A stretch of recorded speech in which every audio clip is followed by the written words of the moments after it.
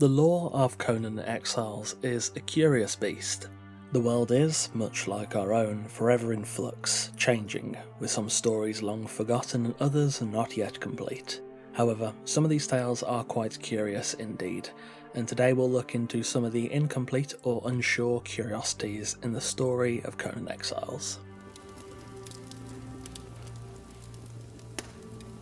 Over in the northwestern jungle, a gargantuan stone head marks the entrance to the passage.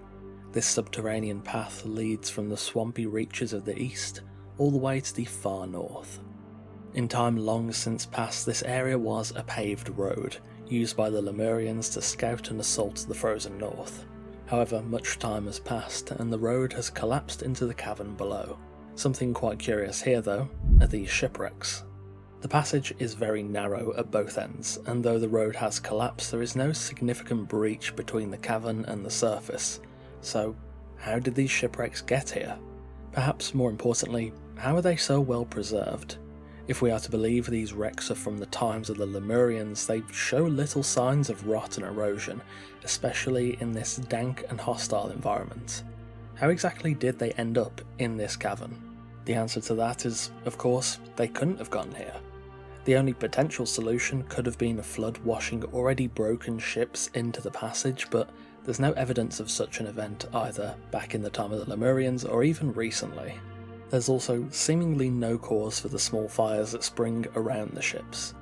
Being realistic, they're just set decoration, but when you think about it a bit, it doesn't make too much sense for shipwrecks to be here, in a place tied so heavily to the Lemurian uprising, a crucial piece of Conan's lore.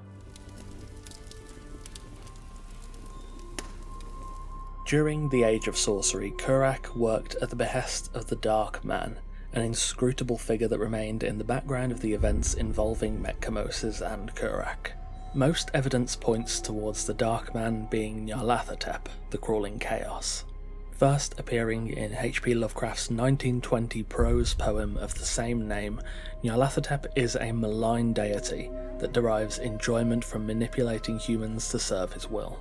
He's one of the few outwardly malicious outer gods, and is often thought of as a tall, dark and imposing man, as described in the dreams in the witch house. He is the messenger of mindless Azathoth, a figure of evil intelligence beyond that of man. Nyarlathotep is no stranger to the world of Conan Exiles. He served an instrumental role on the Isle of Siptar, offering refuge to the Elder Things there before the Serpentmen stole the shining trapezohedron from the tower, which in itself is a vessel used to summon Nyarlathotep. I've got a few different videos on Nyarlathotep and all the events around the Age of Sorcery.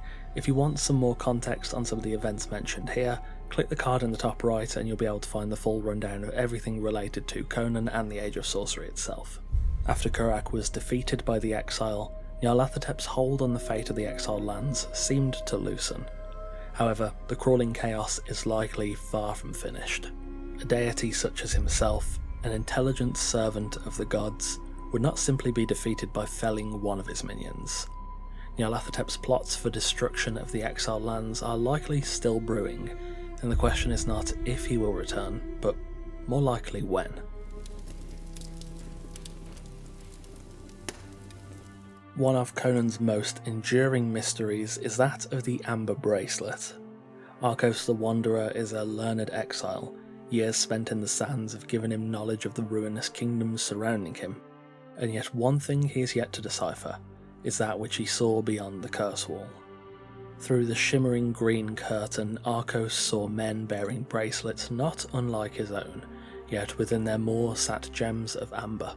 This mystery has been prevalent through Conan for many years, discussed in videos, in discords and on the forums, and is likely one of its most tantalising curiosities.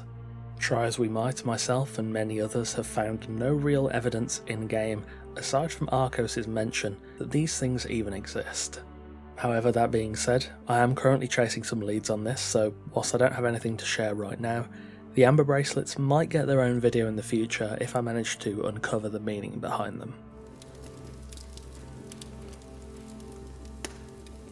The Outcast is a bit more than a curiosity. His words do not evoke intrigue, but rather a cosmic sense of nihilistic dread. Blinded and exiled from his kin, this giant was rejected for his intelligence. Through his unseeing eyes, the Outcast speaks of the nature of the universe and how nothing in the exiled lands, or indeed beyond it, may truly exist. The Outcast is a strange character. In universe, he may be insane, or the only person that sees the true nature of the world at hand.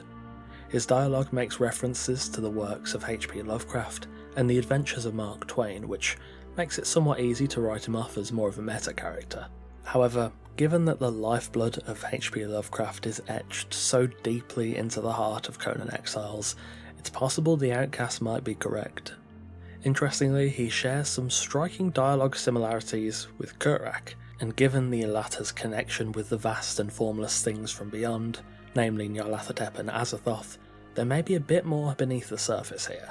A conclusion is hard to draw right now, but take a listen to this dialogue and you tell me. Nothing is real. There is only empty, frigid space and you are but thought. I am beyond blades, thews, and apish threats.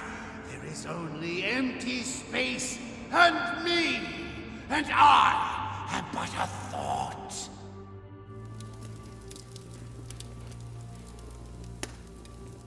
Finally, the curiosity that sparked this video in the first place.